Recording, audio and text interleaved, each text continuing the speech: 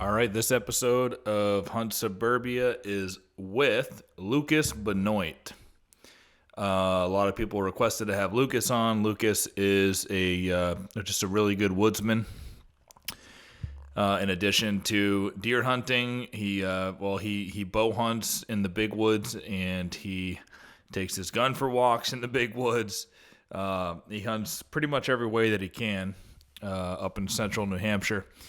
But he's also a houndsman, takes his hounds out for bear hunting, loves doing that, loves turkey hunting, loves trapping. He's just an all-around great woodsman, and we have a good conversation about, basically all four of those topics. We don't get into trapping too much, but we'll start out with some bear talk. We get into deer hunting for the majority of the podcast. And we also mentioned that he's doing a turkey seminar with Steve CHAMPA called Talkin' Turkey up in Nashua, New Hampshire. The link to the Facebook page that'll tell you more details about that seminar is in the description here. But it should be a lot of fun. They're giving away some door prizes, two really great turkey hunters. So go out and support those guys. Get yourself ready for the turkey season. Whether you're a veteran turkey hunter or a rookie, go and have some fun and learn something from those two guys. But let's get into this podcast with, again, great hunter and all-around woodsman, Lucas Benoit. All right, we've got another episode of the Hunt Suburbia podcast. Sitting here with Lucas Benoit. He's been a requested guest. Never done a podcast before, have you? No, this is the first one. Not that you're not like nervous. You just you just stay up in northern Maine where you live, or No, central New Hampshire. central Maine? I mean, New Hampshire, central New Hampshire. Yeah. Yep. But this is I'm honored to have you on, man, because you're a hell of a hunter. You're a hell of a deer hunter. But I hear that even more than deer hunting, you're a tremendous bear hunter. So I want to talk about some bear hunting with you as well. But before we get into the podcast, let's talk about, so you and Steve CHAMPA are doing a turkey seminar. Can you just tell people the details about that? Yeah, so it's basically going to be, you only have beginner to people that have been hunting turkeys their whole lives. It's going to be basically from start to finish what we would do to, in a turkey hunt. Basically locating birds, the ethics of, if you see other hunters, what should you do? Yep. Locating turkeys, calling the turkeys. Basically for northeastern. Yeah, it's all New England. Yep. Hunting. That's all we really do mostly. Me and Steven, we hunt Mass, New Hampshire, Vermont, and Maine every year, and are pretty successful in those four areas. Steven ventures out a little bit further, New York and stuff like that. So we see a pretty big variety of terrain and areas like that. So I think we're pretty well-rounded for New England. And we're so it's called Talkin' Turkey. We're going to put the link to the Facebook page that they started for this in the description on YouTube and wherever you're listening to it. So just click that link. You'll go to the page. It'll tell you more details. But where it's in Nashua, right? Nashua, yeah. At the I think it's Horse Pond Fishing Game Club. Okay. Yep. So the details will be there. And how much does it cost to get in? The $30, and it's going to be right around 3 hours.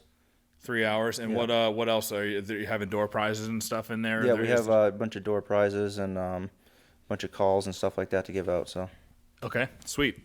So get on to the hit the link in the bio. I know this. I know Steve is a really good turkey hunter. I'm sure you're a really good turkey hunter. We're just talking. Obviously, you're a good deer and bear hunter, but you're an overall woodsman. So two guys that know how to get on turkeys, know how to get on game, knowledgeable dudes. Should be a lot of fun.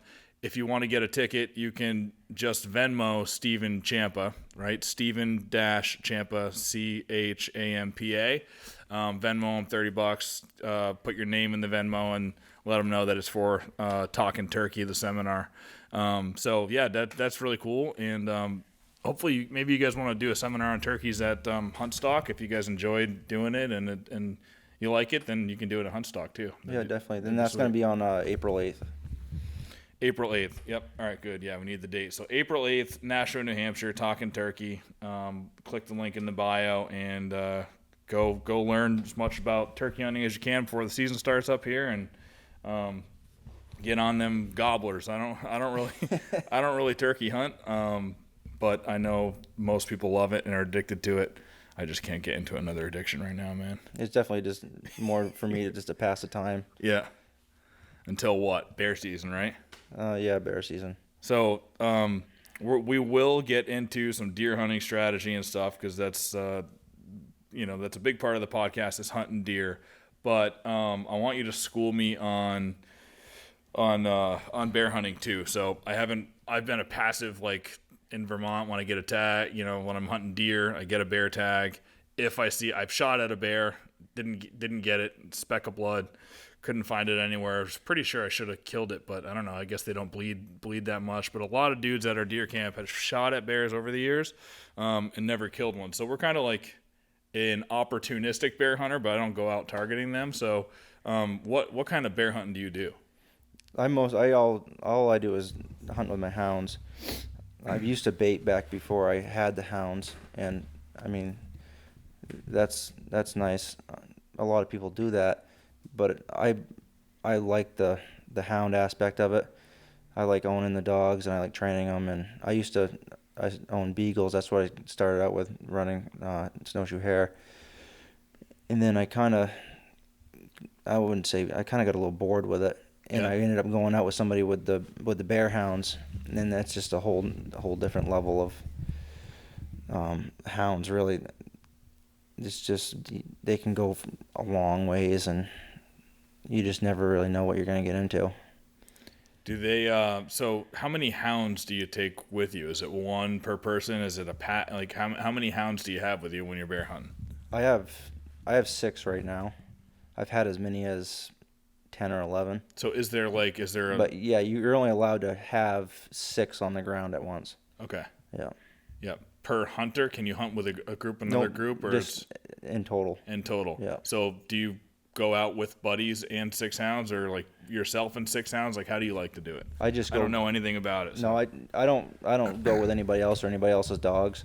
It kind of, I don't know, it's more trouble than it's worth to me. Yeah. So I don't want to deal with other people's dogs, and a lot of people don't hold their dogs to the same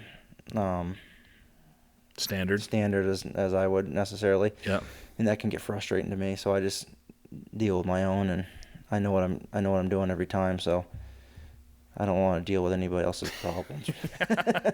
You want to control what you can control. Yeah. So I just take mine out, and I have other people come with me. And so it's you and the hounds, but then you'll have guests that can come with you and hunt, and you guys can both carry rifles. What are the laws around that? Yeah, everybody can have a gun if they want, but only one person's gonna end up shooting a bear if it's a big mature bear. How do you decide who gets to shoot the bear? Is it before you get on it? Is that you do rock, paper, scissors at the tree, or no. How does it go? Usually it's just one person there that's gonna shoot the bear. Okay. And you probably shot a ton, or you're just like you like other people to have the experience at this point too, or? I think I've only ever killed 5 bears in my whole life. Yeah, that's a lot though. That's a lot to me. I'm not really into it to kill the bear. Yeah. I'm more about training the dogs and letting the dogs work. How long have you been doing it now with the dogs? Like, when did you get into being a houndsman? I started with the beagles before I had a driver's license. Yeah. And then they were on the rabbits, right? Yeah, on the rabbits. Dogs. And then I started getting with the bear hounds probably 13, 14 years ago now. Okay. And so what's your favorite part about bear hunting? It just takes you so many awesome places. Yeah. And you go where the bears go, obviously. Yeah. The hounds are going to take you there. Exactly. Yep. And a lot of times that's where the big bucks are too. Yeah. So they live in the same areas. So you get some scouting along the way too for deer. For sure. Yeah. Yeah. You ever seen a deer, a big buck or something while you're bear hunting? Yeah. Like actually had an encounter with a buck? Yeah. Yeah. Actually I jumped a nice buck up last year when I was walking in Oak Ridge, and I jumped a nice buck out of a thick spot. And you're walking the Oak Ridge with like 6 dogs? Yeah, there was at least 3 or 4. Yep. And were they on a scent, or that you guys were just kind of like walking that ridge looking for a scent? We just walking. The dogs usually wander out, 50, 100 yards, just kind of scanning, trying to hit a track, and sometimes you kick deer up. Yep. Cool. So then did you go back in and hunt that buck too? No, I didn't. I didn't end up going back in there. That one's just a little one to you? it was just a basket rack. Yeah. But I've actually had pretty big bucks when the dogs would be running a bear coming towards the road, and I'd be standing on the road waiting for him to cross with the bear, and I've had him kick out pretty big bucks before. Well, just while they're waiting. Yeah, I'd be sitting there and a big buck would come across the road, and then you get all excited, like, oh, dogs better not be on that big buck. But they'll always come out with a bear. When is bear season in New Hampshire? When does it start? Does it coincide with deer season? Well, you can start training. So we have a 2-month training season, which starts July 1st, and then it goes to August 31st. So the dogs can actually run and push bears. You just can't shoot them. Is that what it is? Yep. Really? So that's basically, that's the best time of year for me, because I just go out every day after work, and there's no pressure. You're not really trying to hunt. You're just with your dogs. Yeah. So I'll go out every day after work and train the dogs, and towards the middle half of August, the corn will start to ripen in my area, and we'll start running all the bears out of the cornfields for the local farmers, because the bears, they just do a huge number on this corn around me. Yeah. So we'll start running those bears out of the corn, and that the farmers love it, because usually you run them out once or twice and they don't come back to that particular cornfield again. Really? So yeah, but another one will move in. But a lot of bears up there, right? There's a lot of bears. Central New Hampshire. Yeah. Do you get you get relationships with these farmers? Do you get permission to hunt deer and stuff too? Or I bet a lot of them deer hunt, they just don't bear hunt. Yeah, for sure. The farmers don't really deer hunt either. All the farmers I know, they just farm. That's their life. That's true. Yeah, that's probably like most places too. Yeah. I went out to Kansas like 15 years ago for my great uncle, a ceremony for him, military funeral actually. It was a whole thing. So that was the only time I've been to Kansas, and out there the farmers are like, oh yeah, you mean field rats? We don't hunt them. You're welcome to come out and hunt anytime you want. But they're like, oh yeah, I shot 60 one year, and I just I don't have any desire. So even there and up here, I'm sure farmers are busy. They're doing stuff all the time. So what are those? What's the biggest bear that you've shot, weight wise?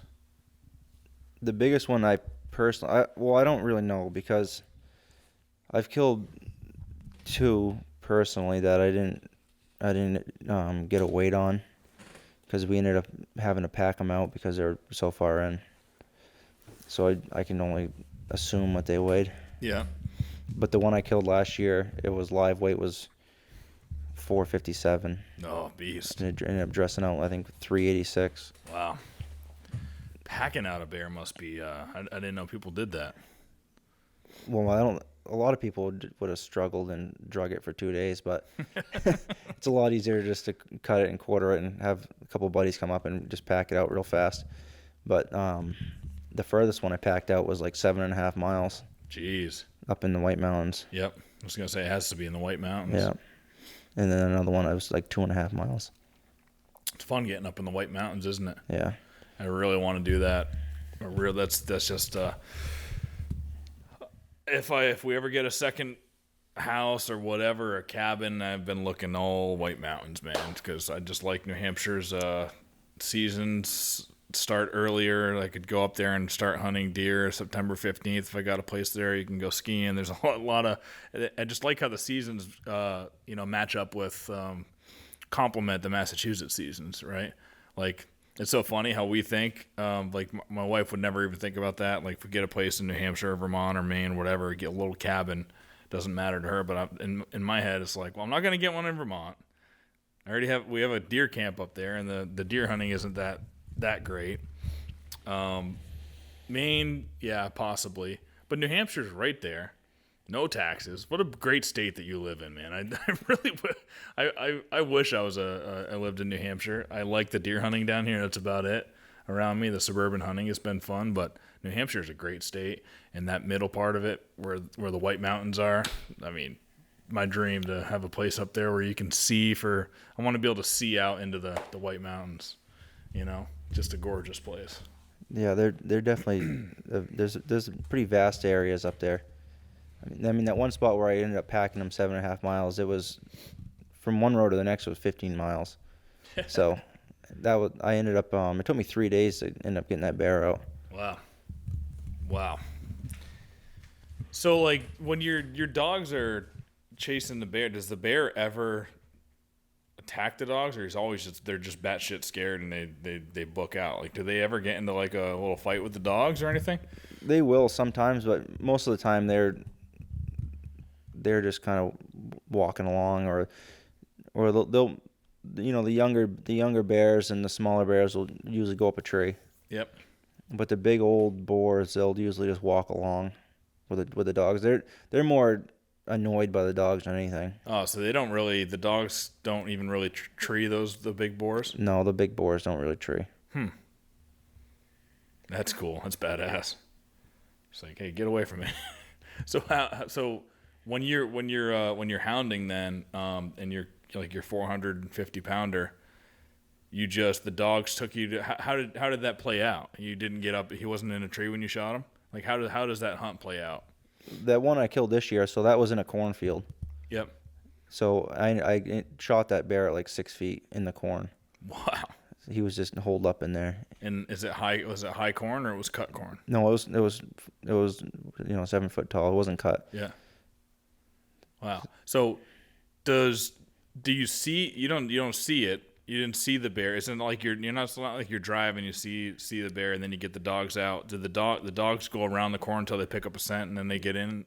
So basically we'll roll up to these cornfields, and a lot of times in the fall during the hunting season I'll scout all these cornfields. Mm-hmm. I'll just go from cornfield to cornfield, and I'll just run around them real quick, and I'll look for big tracks in the dirt.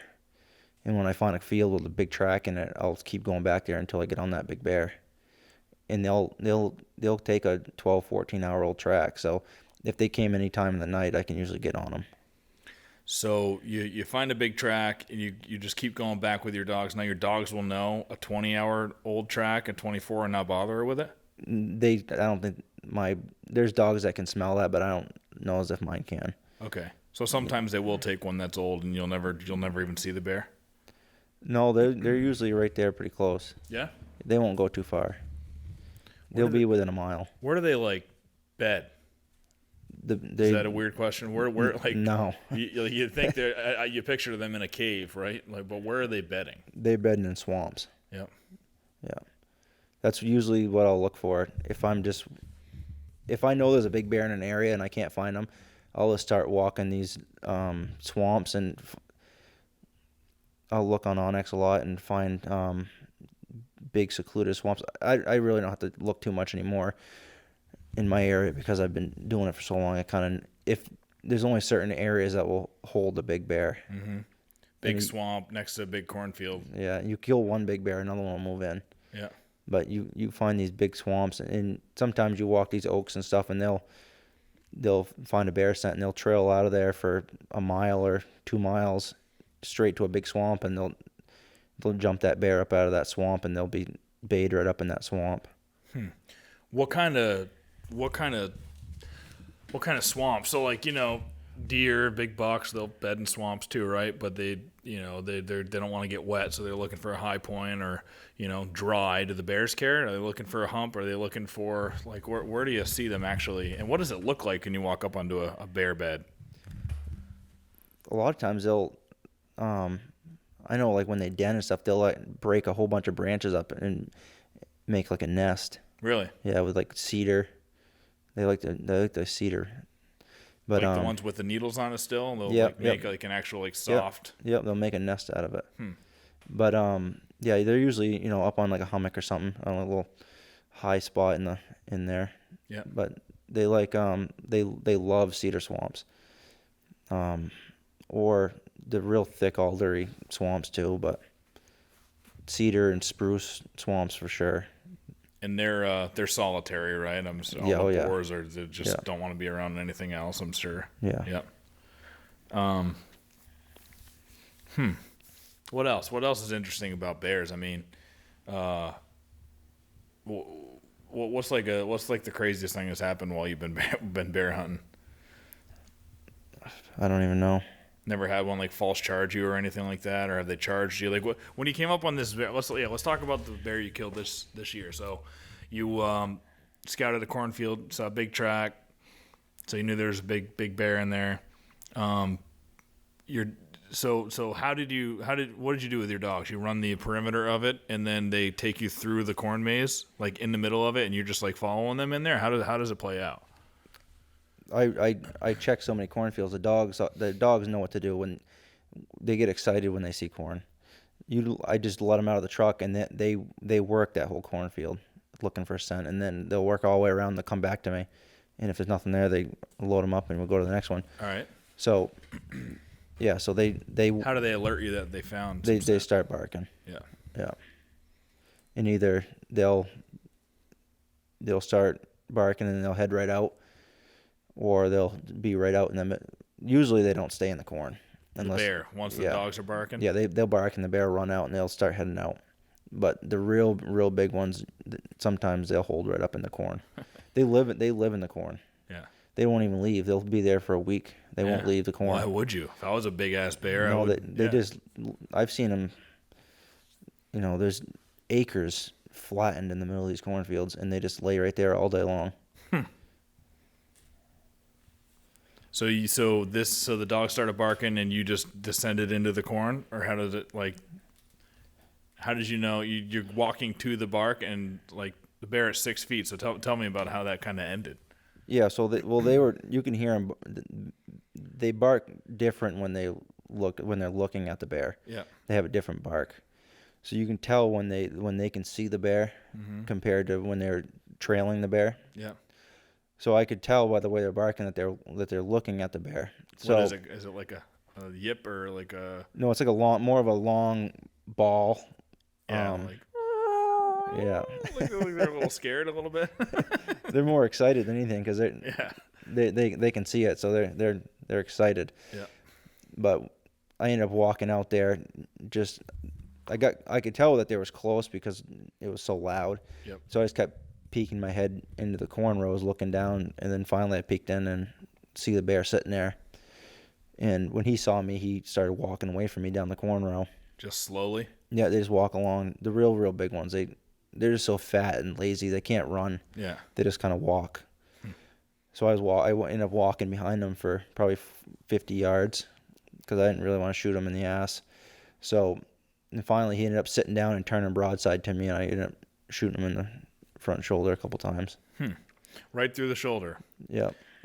So yeah, at camp we have this diagram up on the wall at deer camp in Vermont that shows, anatomy of a bear or whatever.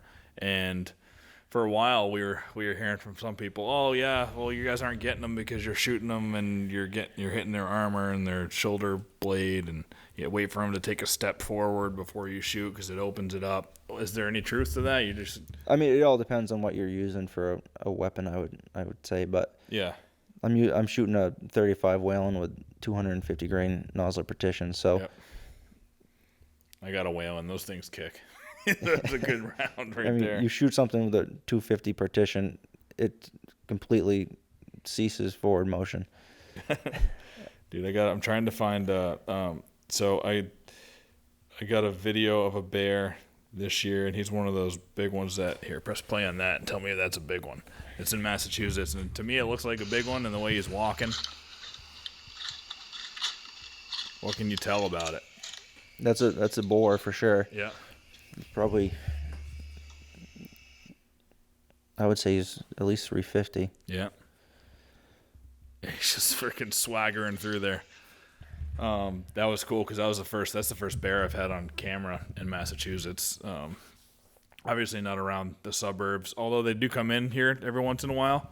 Well, there's, you know, the little town newspapers will, oh, there's a roaming bear that was spotted. And, yeah, they go out west. I've been scouting out Western Mass a little bit more, every now and then, taking a jaunt out there. And I was super excited to see that on there. I like being in woods with bears. It's just, I like being where there's diversity of animals, you know? I'll see 3-4 bear a year deer hunting. Yep. And, because like I said, the bears, they live where the deer live, especially with the feed situation. They're eating the same stuff. Right. Yeah. I mean, when there's nuts, they are for sure. When there's no nuts, then they just go to sleep. But now, some of the bear down here, I know, and then even further south, Rhode Island, Connecticut, they won't even hibernate. Do the bears up there all hibernate? Yeah, they throughout hibernate. The winter? Yeah, sometimes I've seen them hibernate around me. I've seen them as early as the third week in October hibernating. I'll have times I can't even find a bear at the end of October. Yeah. Because they're all denned. Yeah. When does the season actually start for bear up there? It usually starts right around the third. The open bear season is September 1st, but the hounds don't open till usually around the third week of September. Oh, okay. So they give the baiters and the still hunters 3 weeks. Now, bait sites on you can bait on public land? You have to have written permission wherever you're going to bait. From the state? From the landowner. But what if it's on like national forest land? So you have to go to the state and get written permission. Yep. So are there ever guys sitting at a bait site and the houndsman's like the hounds will just be going through there and like you get them to run a bear off of a site? Or like, does that ever happen?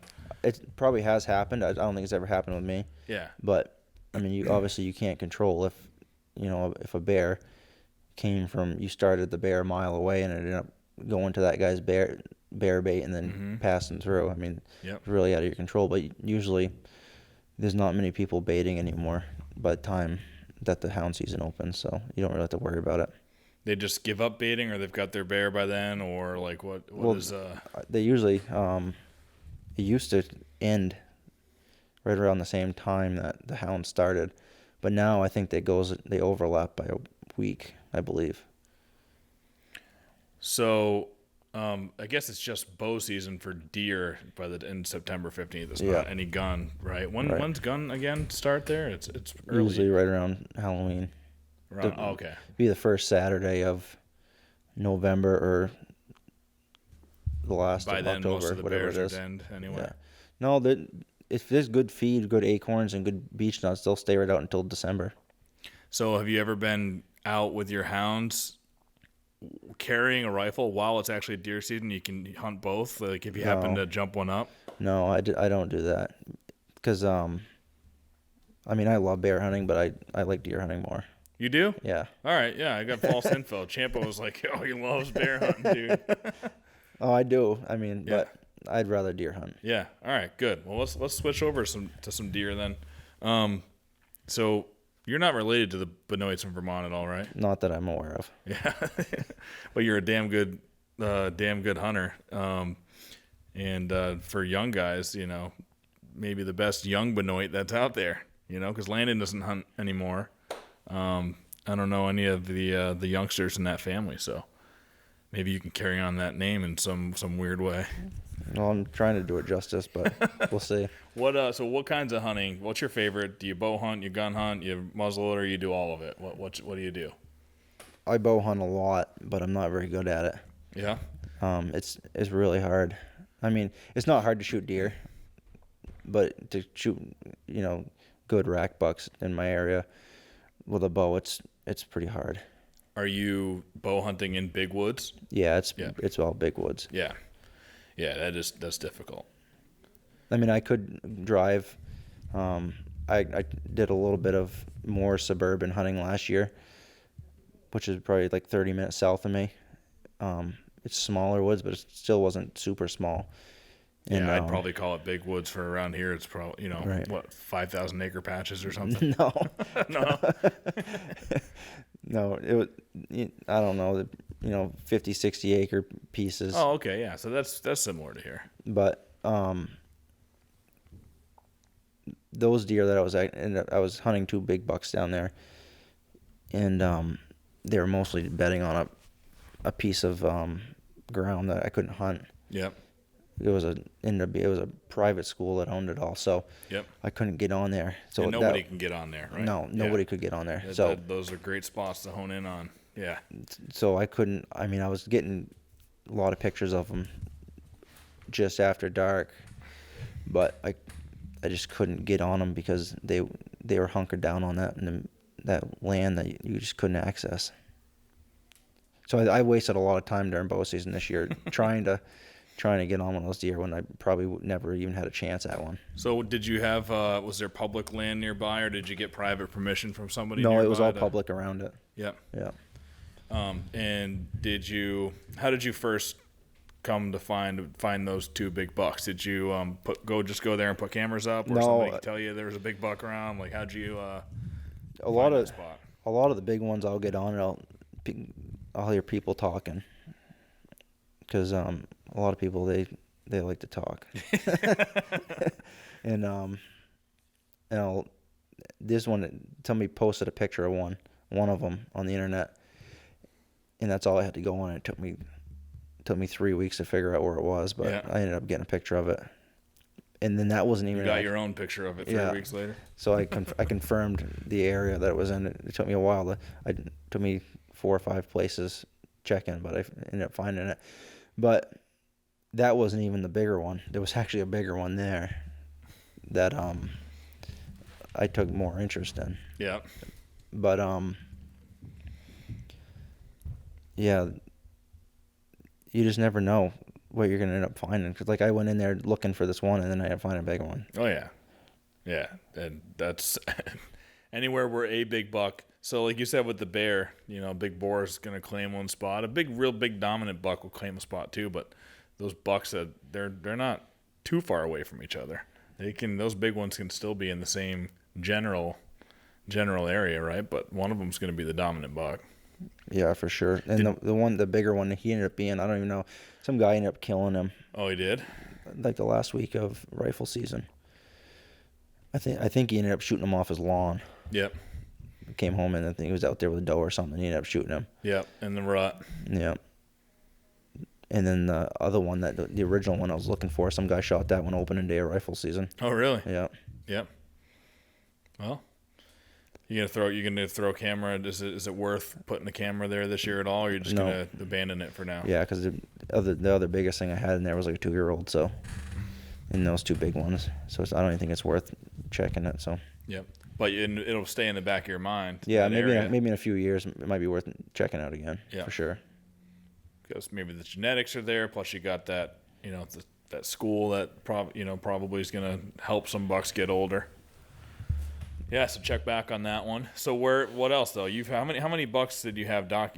How many were you on last year that you were hunting that you knew about, that you were excited about? Not as many as I usually would, because up high in the mountains where I usually hunt, there was no deer last year. They just didn't exist. Was there no acorns up there? Yeah, there was no feed at all. So they were all down low in green fields and low in the cuts. So you couldn't find acorns anywhere? There was 0 acorns. Really? Yeah. And just your region in New Hampshire, you think, or it was like how big regionally was there? Would you say there was no acorns? Everywhere that I know of, and I've talked to a lot of people at an hour and a half away, and nobody was seeing acorns. Really? So, yeah. Yeah. Here it was spotted. Like there was definitely not acorns in places where there usually is, but then there were some that were loaded. So there was regionally it was pretty spotty around here.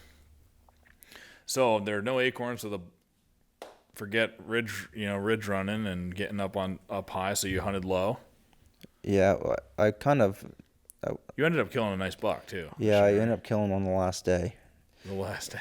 And it was kind of strange because when I ended up gutting that deer out, his stomach was 100% packed full of hemlock. Really? Which was strange. And I had actually seen... just needles? Yeah, they were just eating the needles. Yeah. When they get hungry. And I had actually jumped a deer walking into a spot. It was about 15 minutes before daylight. I was walking up a trail, and I jumped one. And I think it was a buck. He stood there for a few minutes, and he ended up walking off before it got light. And once it got light out, I walked over there where it was, and there was... there had been 20, 30 piles of poop right there. And those deer were living right in that. There was some low, young hemlock right there, and they're living right in there. And I thought that they had probably been eating that hemlock, but I didn't really pay too much attention to it. But I think that's probably what was going on there too. And I kind of wish I would have keyed in on that a few weeks earlier, because it probably could have led to success a little bit earlier. Yeah. Yeah, so that must be what, just when there's no acorns, they're going in and eating that hemlock stuff, and the fields, like you said, we found a lot of fields. The deer were coming down to edges, and the fields a lot more than they were in years past, where acorns were everywhere. So, that's a little bit similar. I'm just gonna shut that off, and we'll take a quick break, and we'll be right back. My wife was texting me. She's like, "You're gonna have to shut that off because it gets loud." There's some fun. That's pretty good. Yours only turned on once, and you've been here longer, turned on 30 times.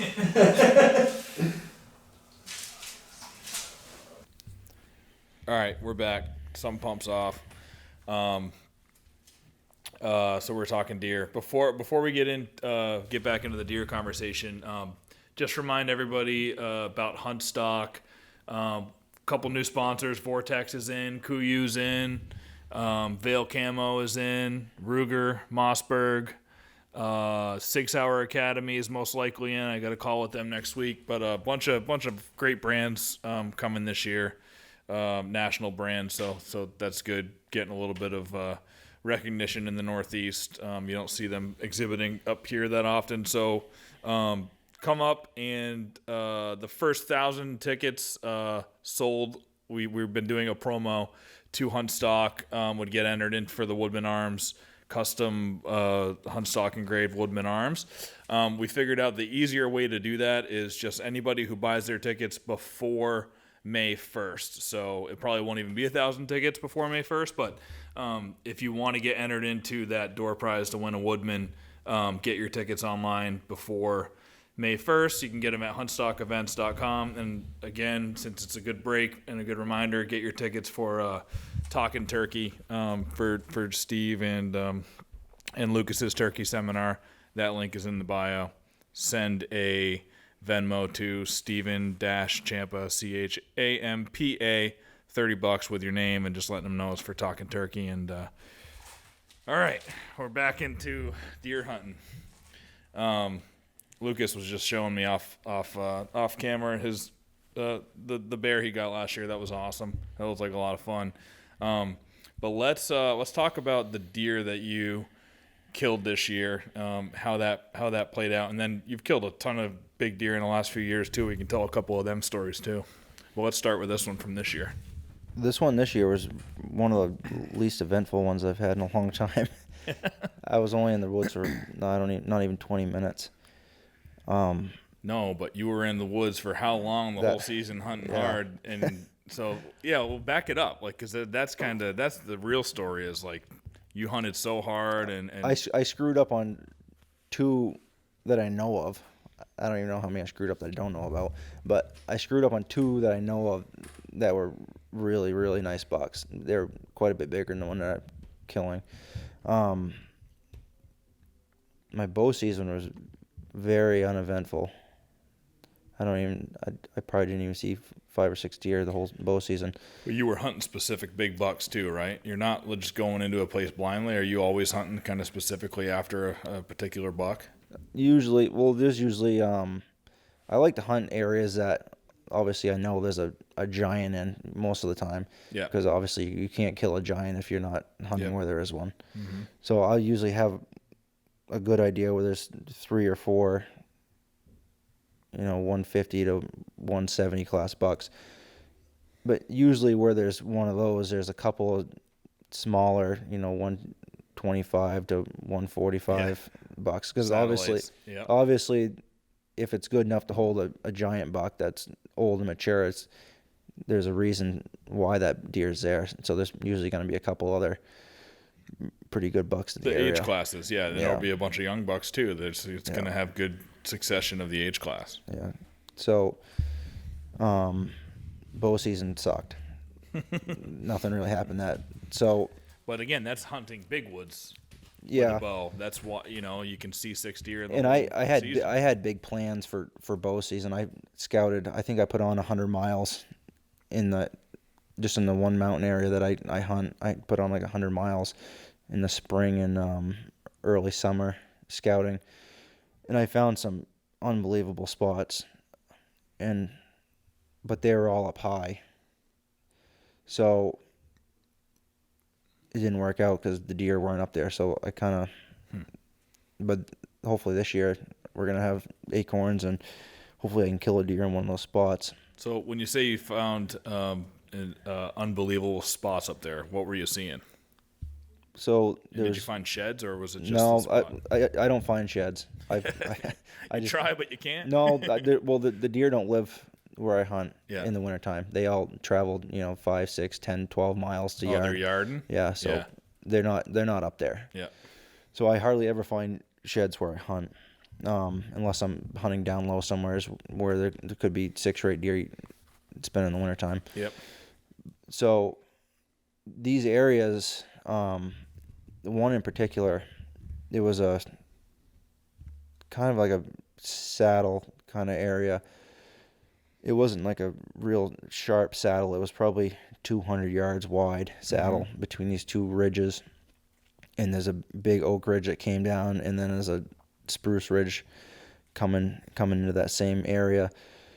And right in the middle, it was all spruce. And there was like 3 trails coming together, and there was 2 big scrapes within 30 yards of each other. Just the perfect pinch point.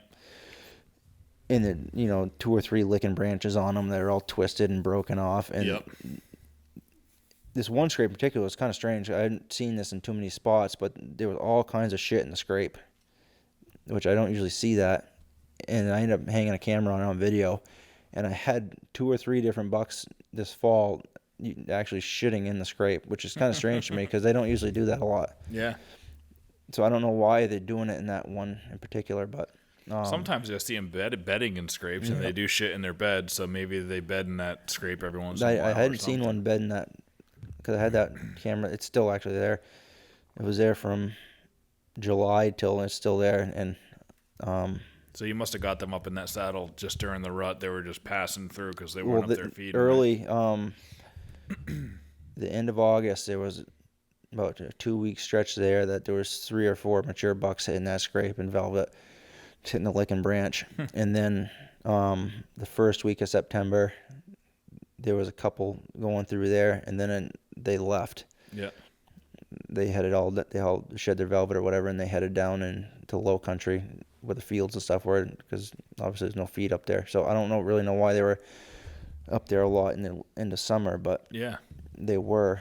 But about browsing on something maybe. Yeah, in the second week of September, everything kind of headed out. So was that a new spot, kind of a new? You hadn't really been in that area.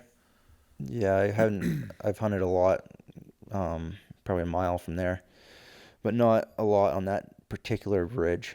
You gonna plan on hitting that again this year? Yeah, I got hopefully. A couple of those bucks really nice, or there was one real nice one. Yep. He's not going to score up well, but he's a big nice buck. Yep. Cool. So all right, so getting back to so you bow season was long because you weren't hunting those awesome sexy spots that you found that you're like, man, these are gonna be sick. You had to hunt low, didn't see very much. But were you hunting? How often are you hunting? I try to go at least three 3 nights during the week at least, and then on the weekends. Do you have a job where you can hunt more, or during deer seasons, Well, or during bow season for sure, because I'll get home at 4 o'clock and it doesn't get dark until 7:30. So I usually leave the house by 4:30, get somewhere by 5, and 5:30. By the time you get up in there, you have a good 2-hour sit or something. So yeah. What do you use a climber saddle? Do you have a hang on in spots like that if you're going up high? I ended up putting a hang on up in that area that I found, but I never ended up even sitting there. But I usually mostly hunt out of a hand climber. I used to run the summits, but they're just so heavy, and they're loud. Yeah. The cables and. Yeah, they're pretty loud. I love my Summit. Oh, there it is, right there. Oh, that's actually, I'd never even used that one because I didn't like how those climb.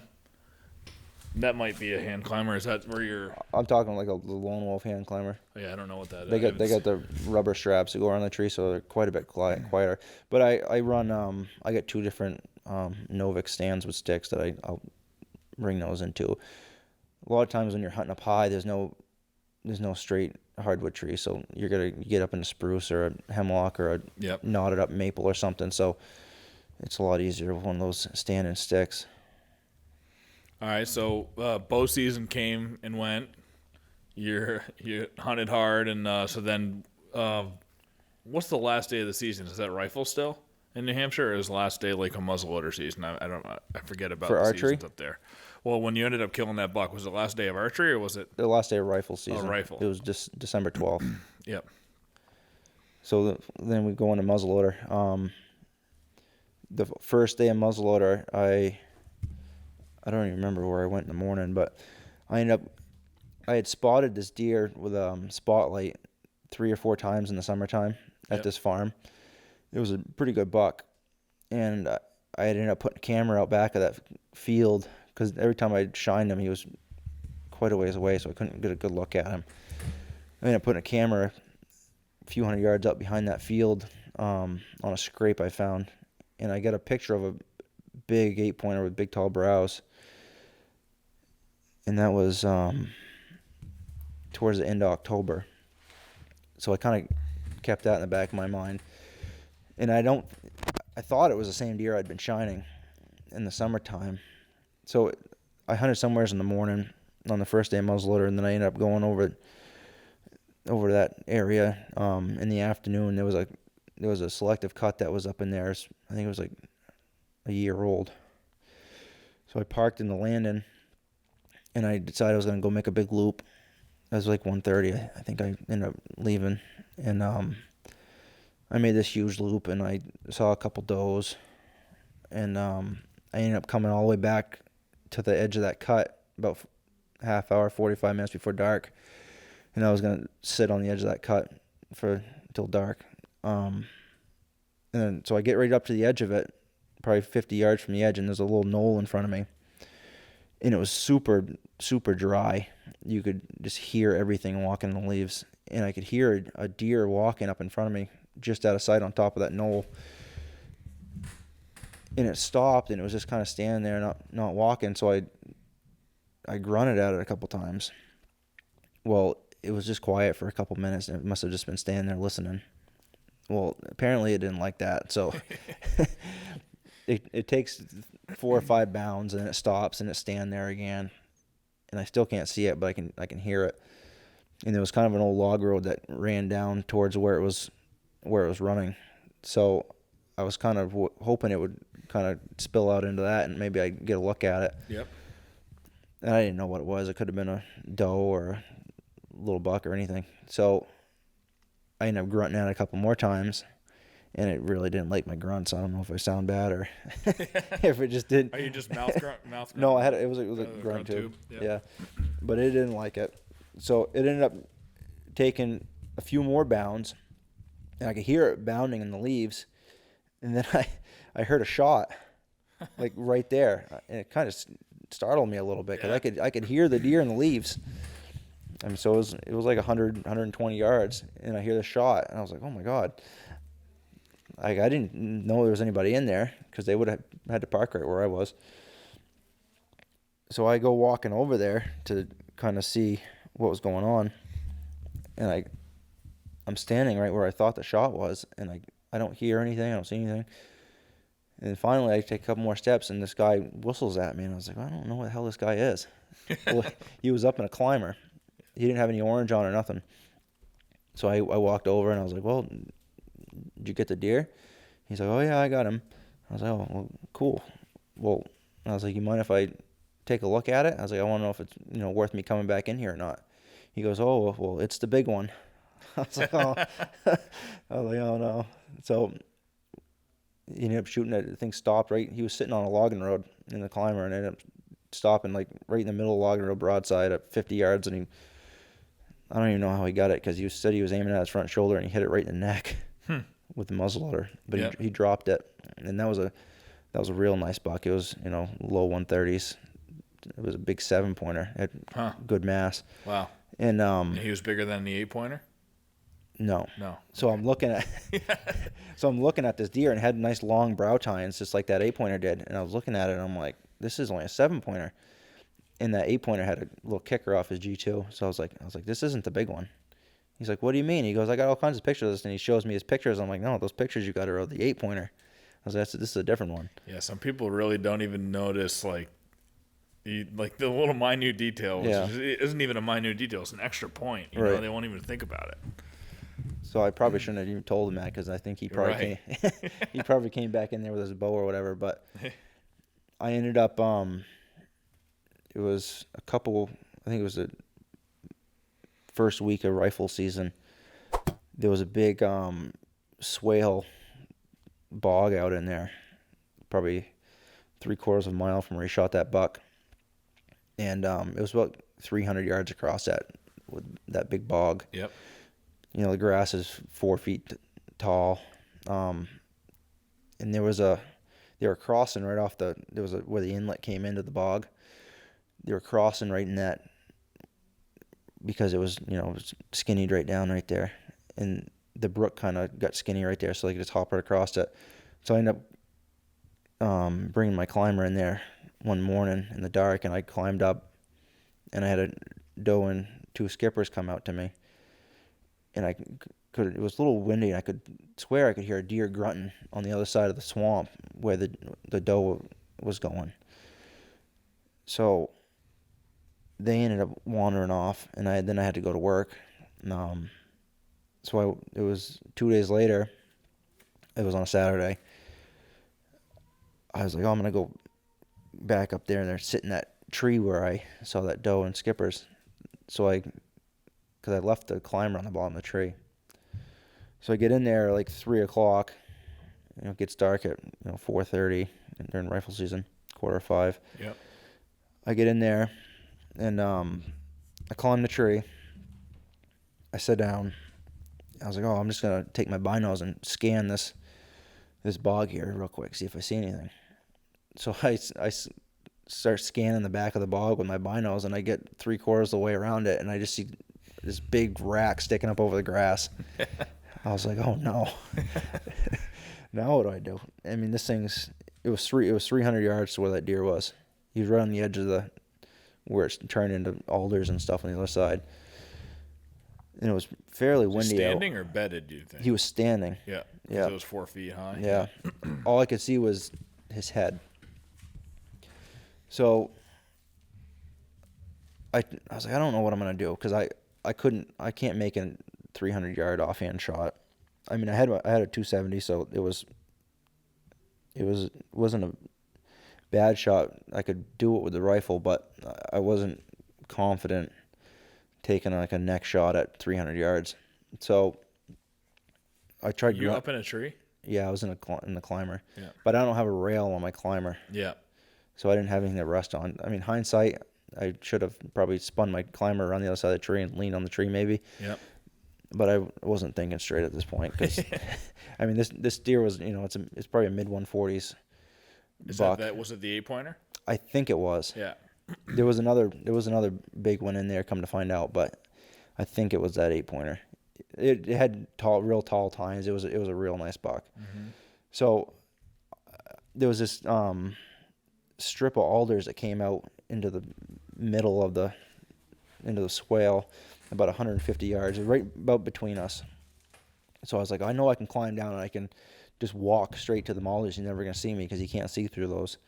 So I was like, I'm gonna walk down to the alders and I'm gonna go from there. So I climbed down. I just walked straight over to those alders and I kind of stand there, kind of peeking with my binos, and I spot his tines again sticking up over the grass. I'm like, all right, he's still right there. So I just took it, 20 feet at a time. I'd kind of crouch down. I'd go 20 feet, and I'd kind of poke back up and spot his antlers. And so I got to about 100 yards, which was on the opposite side of those alders. So now it was more just open swale again. So I kind of had to be more careful that he was going to see me. He's and moving though at this point. He too, don't. Right? Like, No, he not don't. much? He'd only gone like 10 or 15 yards. Huh. He was just standing there looking around. It was kind of strange. I was almost wondering if he had a doe in that grass or something. Yeah, actually, probably. Because I've seen that before, where they get locked down on a doe and they won't go anywhere. They just stand there all day. But I never saw a doe. I don't know. He was just looking around. He looking all over the place. But he didn't seem too worried. And the wind was right in my face, blowing from him to me. Perfect, So I wasn't worried about that at all. So I get to about, I don't even know, probably 90 yards, and now I can see like his whole neck, not just his head. And I still wasn't really comfortable taking like an offhand neck shot at 90 yards. So there was this little tiny maple sapling, probably 20, 30 feet in front of me. And I was like, well, if I can get to that, I can just lean on that and I'll have a decent rest, and I should be able, I know I can, if I'm rested, I can shoot him in the neck at, 80 yards. That wasn't going to bother me at all. So I crouched back down in the grass and I crawled that extra 20 feet to that little sapling there, and I kind of stood up real slow, and that deer was gone. I have no idea where he went. I never heard him take off. I never saw him again. And I hate that. Did you walk up to where he was? Yeah, I did. So in case he just bedded down? Yeah, I walked right up there. I was ready to start laying the lead, but he didn't jump up and he was gone. Huh. Just ghosted out of there. Yeah, so that kind of sucked, because if I could have got leaned on there, he'd have been in trouble. Dude, you got to get your 90-yard freehand shooting down this summer. If I could have shot his chest, and it'd been fine, but I don't like taking a shot if I'm not 100% confident I'm gonna hit him. Just joshing you. But you had a 270, you said? Yeah, this is the first year I've had that. Was it a bolt action or? No, it was a pump. All right. Yeah. Because yeah, I wonder if you did shoot. It's all hindsight now, but if you shot, if he's jumping out, would he be jumping high enough where you could get more shots as he's running? You thinking there, or it's like he might just duck down at that point too? He didn't have to go more than one or two leaps, and he'd have been gone. He would have been in the alders? Into the alders. Okay. But I've talked to a few people now that have, in Maine, that's a big thing, sitting over those big swale bogs with a rifle. And I've talked to a few people, and they say really if you shoot at those things, at that long of range, they don't even know what happened. They'll stand there because they don't know where it's coming from. They don't even know where it's coming from. Yeah. Especially on a windy day, probably, too.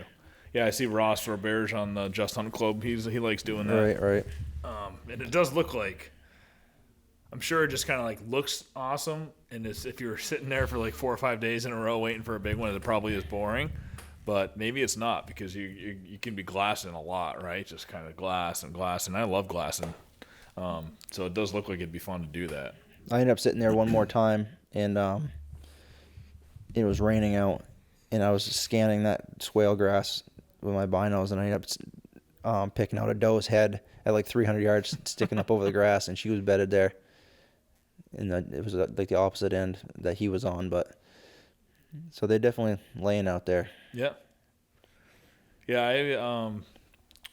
I heard when I was hunting in Anticosti a few years ago, we used to go on a trip up there. It was pretty fun. There were lots of deer around, and just practice still hunting and stuff. And There was one day it was super windy. It was like 65, 70 mile an hour, pretty constant winds.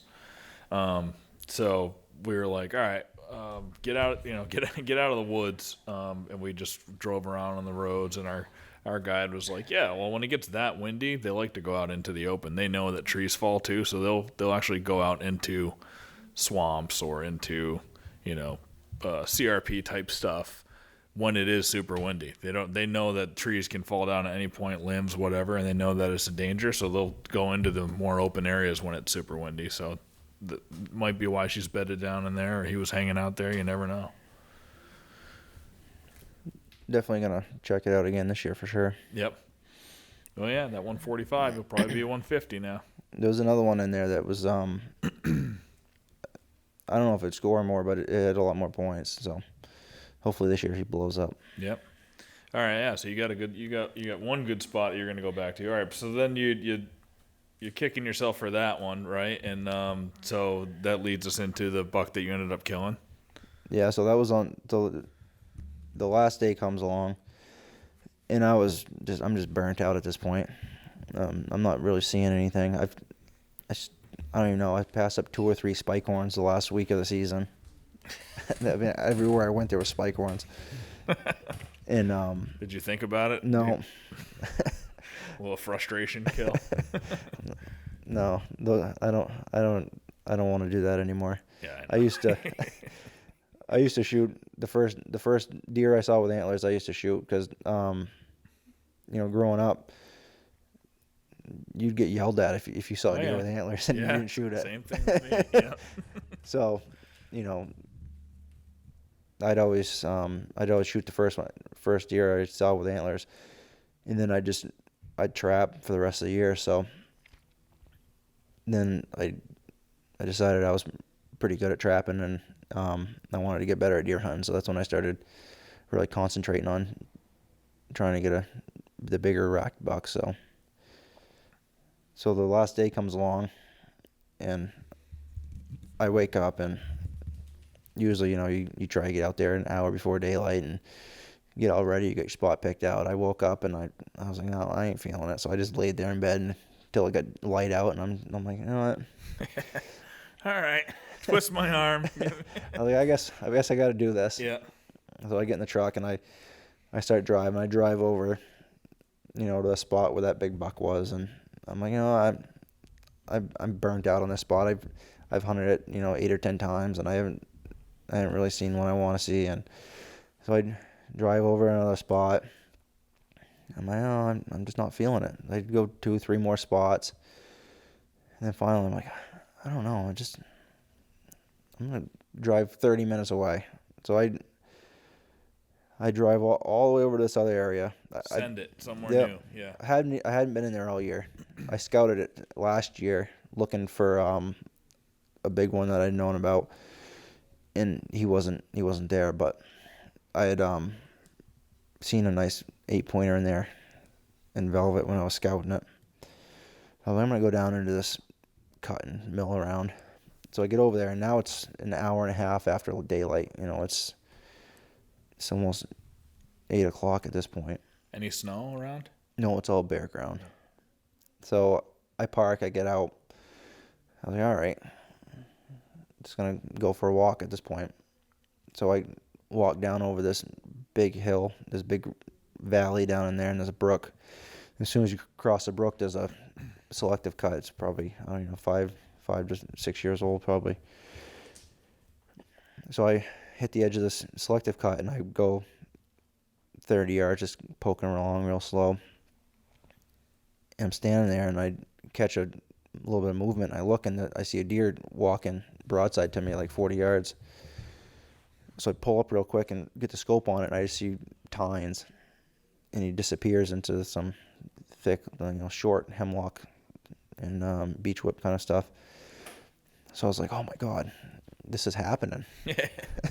Like, I didn't think this was going to happen. Last day, I was like, I can't screw this up. This is my opportunity. So I looking, and I see another flash of his antlers and the thick stuff, and he disappears again, and then he's gone. And then I'm like, I don't know what I'm going to do. So I'm like looking for my grunt call and I can't find it. I'm like, God damn it. I was like, oh yeah, I couldn't find it because when I was leaving the truck to go down in there, I was like, oh, I gotta get my grunt call. And I searched, I ripped my whole back seat apart and I couldn't find it. I was like, oh no, it's not even in my truck. So then I see this deer and I'm like, oh no, I don't even have my grunt call. So I'm like, oh, I got my bleat can with me. So I was like, I'm gonna bleed at him. So I grabbed that out of my pocket and I just get ready to roll my wrist with that thing, and he steps right out into this logging road at like 40 yards. I'm like, oh no, there he is. So I stuff it back in my pocket. And now you don't want to make a noise. No, now I don't want to bleed on him because now he's in the open. But I wasn't sure if he was just going to turn and walk away from me in that thick stuff, and I would never going to see him. But he ended up stepping right into this opening, and he was walking across, and it was a little bit of a rise right on the other side of this opening. And as soon as he stepped behind that, he was going to be gone again. So I pulled up, and I've never even done this before, but somehow I breathed in my scope when I pulled up on it, and I completely fogged it. So now I'm really like, darn it, Lucas, you're messing it up. I was like, no, this isn't what's supposed to happen right now. I'm going to screw this up, and this is my one opportunity. So I could kind of still see him in the scope, even though it was fogged, and I swung to where I thought his shoulder was, just as he was getting ready to disappear behind this little rise, and I touched it off, and everything was just quiet. I was like, oh my God. I was like, did I just fold that thing? So I jack another one in, and I run up there real quick, and I come around the corner to where that rise was, and as soon as I come around the corner, the thing's just standing there looking at me. I don't even think I touched him on the first shot. I think I just kind of startled him, and he's like, what the hell was that? So he was standing there looking. So he took like 2 bounds, and I snapped one off at him, and I folded him right there. And then he kind of went to stand up, and I shot him again. So then I was like, all right, I got him. So he kind of flailing around a little bit, but I didn't really want to shoot him a third time, laying on the ground. So I took like 3 steps towards him, and the thing jumped right up and took right off running again. No way. I was like, oh my God. I was like, what the hell's going on here? So I snapped one more off at him when he was running off, and then I started chasing after him, and I swapped the mag, and I could hear him. He ran back into that thick stuff that he originally come from, and I could hear him run in the leaves. So I come around the other side of that thick stuff, thinking I was going to see him and get another shot at him, and he was piled right up dead. So he just had one last little... How many bullets did he have in him? 3. You got him all 3 of them times, huh? I missed him the first one. But the running shots. Yeah. So that must have felt awesome, dude. You finally, like, hard season. Yeah, it was a sigh of relief for sure. Yeah. I find that sometimes the change of plans, you know, when you do something different, some great stuff can happen. A couple of years ago, the biggest buck actually that I ever killed was one of those things that was like, I'd been getting up super early every single day that I could hunt. I was being a hard ass on myself. You got to get up early. You got to be in the stand, you know, at least a half hour before shooting light. You got to do this. And I was just doing it day after day and getting burned out. And then I went to my Vermont camp, and guy down the road, Pond Jim, shot a big buck off our camp road. You don't get them that size up there hardly ever. It was a nice buck, probably mid 130s or low 130s, and on my camp road, that's a giant. And he killed that buck. I talked to him. He's like, yeah, I didn't even get out into the woods till 9:30. You know, I drank a lot the night before, and it was a late start, and I got out there at 9:30. He came by at 10 o'clock and killed him. Then I came back from Vermont that weekend, and I was like, you know what? I think on Monday, you know, because I came back Sunday, I was going to go hunting the next morning. It was nice middle of the rut. I got to be out there, but I was like, I'm going to wake up, get my son off the daycare, come back, have coffee, and take my time, and I'm just going to go out mid-morning. And I did that, and that day is when I killed that really big eight-pointer. Do you take the pressure off yourself and you just do something different? Like, I don't know, shit happens. Like, you get rewarded for it or something every once in a while. Yeah, you definitely getting ruts for sure, and you gotta know when to switch it up. Yeah. Because if you can drag something out for a week, you know, hunting spot, and either you just keep burning it out or you just switch it up, and you never know. Just send it. send it and go do something else. Because you waste a week there, and the next thing you know, like, oh, I know he's here. And next thing you know, the season's over. Yep. 100%. Speaking of switching it up, do you track at all? So you bow hunt, you still, I guess you kind of killed this deer still hunting this year. Do you track when it gets snow? Do you look forward to that? Anything like that? The only time I really track is in Maine, because we don't usually get a lot of snow around us, and if we do, I'm usually tagged out. So opportunistically, you'll do it. But I usually go to Maine for a week every year, Thanksgiving week, and there's usually snow up there, and we can track. Yep. Have you got one tracking? Yeah, I've killed quite a few tracking, but I've never killed a big one. Yeah. I've killed a lot of 2-3-year-olds. So those big ones that what was it, like the last 5 years you've killed? How many real good ones? I've killed good ones the last 5, anyways.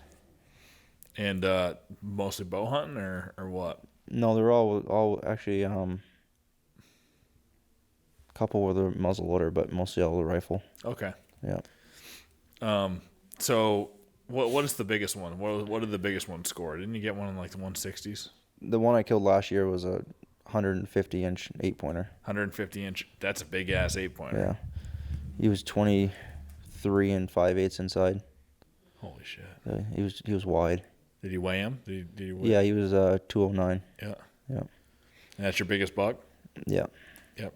And when your other ones, I forget but I remember looking at all your pictures, and they seem to be all pretty big. Are they like 130s, 140s? The other bucks that you've been getting the last few years? A lot of we have a pretty strong 8-point genetic around where I am, and they're all once they get to be 3 or 4, they're usually all they have short brows, a lot of them. Yeah. So they're not gonna get into the 130s, but they're all high 120s. Yep. Mid to high 120s. Yep. That's like both those 8s that I got 2 years ago. The brows are this big max, right?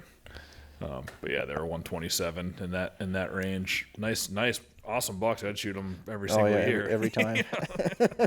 Can't be passing those up around here. Especially just like growing up hunting in Vermont, and like you said, it's like, yeah, you see a spike horn that's got those brows, you were taking it all the time at camp. So yep, around here. When do you think you got into? When did you start making that choice to only shoot mature bucks? Was it like 5-6 years ago? How long ago? Yeah, it was probably 5 or 6 years ago. The first year I made that choice, I went without, and that was tough. Yeah. I passed up 4 or 5 small bucks, and I went without. Did you see any mature bucks that year at least? Nope. Looking back now, I wasn't even anywhere near the big bucks. Yeah. The problem, I think a lot of people have this problem. They'll find these big rubs and stuff, and they'll hunt the shit out of that area. Mm-hmm. But you're never gonna see the big buck there, because he's only in there at night. And also, I just don't find that the rub is as good an indicator as like a scrape, a primary scrape, is that they're always there. They could just be going through there, right? Yeah. I took a kid out today, who just got into hunting. He got his license with 2 weeks left in the season last year, and he's been listening to the podcast, and he asked if I'd want to go on and scout. So I drove out and met him this morning, and we just spent 4 or 5 hours in the woods, and I was showing him some basic stuff. But he's the typical. He's very new, and he's just looking for rub lines. He was keying in on I like a rub, and he said it was funny. He's like, yeah, I found one rub line, and I was like, and he's like, yeah, there were it was 4 rubs within a quarter mile of each other. And I was like, dude, that's. I guess it could be if you're on the same in the big woods. Maybe that could be a rub line if you're on the same ridge or something. Ridge or something. But I was like, yeah, no, that those are just probably 4 different rubs in a general area. But yeah, just trying to when you got fresh eyes on something, And even like I didn't even really start seeing the woods the right way until probably 5 years ago too. Like I'd hunt my whole life, and I didn't really know how to read the woods. But now you can look at a place and go, oh, okay, I know what's going on there. Like that spot you walked up on with the 3 trails coming in, and the 2 community scrapes there up in a saddle. Like you could walk by that as a rookie and not even understand how good of a spot that is. Right. I walked 100 miles last year scouting, and I found 3 spots that I got excited about. Exactly. I mean, that's a lot of ground. Yeah, and those spots usually are great spots for a camera too. Right. You get excited because it's like, all right, there's a bunch of highways coming through here, and there's like two like nightclubs essentially is what those community scrapes are, and they're right there in this major highway. Let's throw a camera up. At least that starts the game. Do you put cell cams out or? I run a few that are real remote, just because I don't really want to go up there and check them. Yep. But a lot of I like running them on video. Oh yeah, every camera I have is on video now. The cell cams that I use will take pictures and then also record a video. I just started using some Tacticams this last year. I'm not sure how much I actually like it or not. I didn't get anywhere near as many pictures as I did when I was using the Moultrie. I still use some Moultrie cams too for cell cams, but I think I have like 6 cell cams total. I just didn't get a lot of cell cam activity last year. I think it might have to do with, I was putting them in a lot of the same spots where the acorns were in previous years. I was seeing activity, and could blame it on that too, I think they definitely react a little different to the cell cams too. You do? Yeah. I don't know what it is about them, but I definitely think maybe it's that transmission, the transmission. They feel the vibration or something. And that's the other thing about having them on video is they react to that a lot more than if it was just to snap a picture real quick, because they get that red light glaring at them the whole time. Mm-hmm. Yep. But the videos, I would never go back to pictures. The only time, if I had if I had a small memory card and I was going to leave it somewhere for a long time, I would go to pictures, because you're going to fit a lot more in there. The batteries will last longer on picture mode. But you got lithium-ion batteries. You got a 64 gig or 32. Most of my cameras will have a 32 gig card in it. That can take. Yeah, you'd never fill that. Plenty. Probably not in the big woods, but sometimes batteries will die first. Yeah, that's true. There were some locations though where I'd get 100 pictures a freaking day, and in these high density areas. But yeah, you're right. The batteries will die first. And another reason I think this year I didn't get as many pictures. I didn't use lithium-ion batteries. I went back to the other ones because lithiums were so expensive. I was running, and I don't even know. I bought hundreds and hundreds of dollars worth of lithiums this past year, and I think I don't even know. You'd get, sometimes you get them and they wouldn't last very long. Really? Were you getting off-brand ones? No, they were Energizers. Huh. But I don't know. It was you'd get a package and they'd only last 2 months, and they just, because it's funny because they'll be 100% and then they'll completely die instantly. Yeah, that's what they do, is they stay at 100 and then. But then I'd have some that went a whole year, so it was just weird. Yeah, I don't know. Yeah, that's weird. Maybe it's a bad batch of lithium or something. Chinese lithium. I don't know where they get that, but all right. What else do you want to talk about? Anything else? We can tell some deer stories, I guess. Yeah, dude. Let's tell some of your deer stories from the last couple of years. So that big one from last year. Yep. I ended up shooting him just over a mile from my house.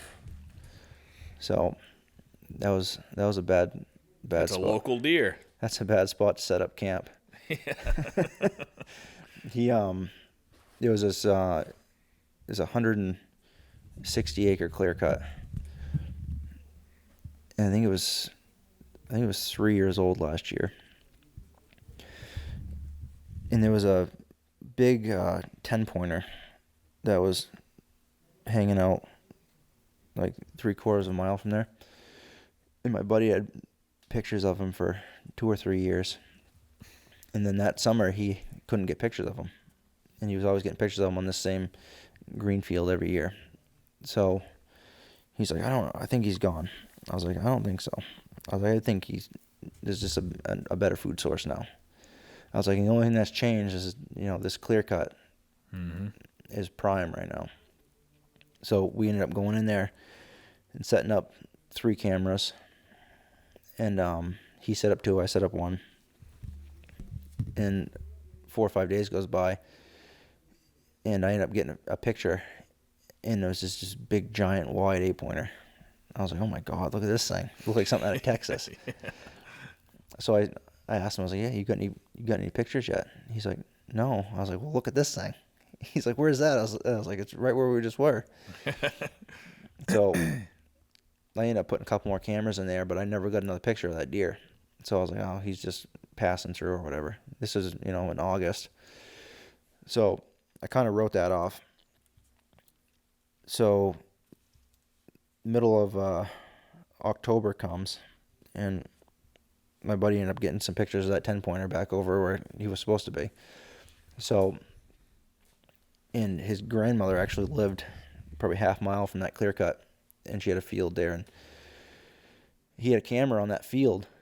And then, so it was the middle of October, he gets a picture of that big wide 8-pointer again coming into that field at night. He's like, oh, look at this, that big 8-pointer's over here again. I was like, oh, that's cool. So the whole last couple weeks of October, I kept going everywhere as I thought that deer could be with my bow, and I couldn't find any sign of that deer. I couldn't find tracks, rubs, nothing. I was like, I don't know where the hell this thing is. And every 5 or 6 days, he'd get a picture of it at night coming into that field. So the first week of muzzleloader goes by, and I'm checking over by my house. I'm checking across the road, all these swamps, and I can't find this deer. It was bothering me. So the first week, a rifle ends up coming along. And I'm like, that thing's got to just be living right in that clear cut. He's just not leaving. It's 4 or 5 feet tall in some places. So deer could kind of hang out in there. And 160 acres is big enough for it's big area. Him not to go by your camera. Right. It could just be... I didn't have any cameras out there anymore. Oh, okay. I was just kind of looking, because I had other deer that I was more worried about, a lot bigger deer. So I was kind of just playing with this 8-pointer because it was, it was right by my house, and I could get in there.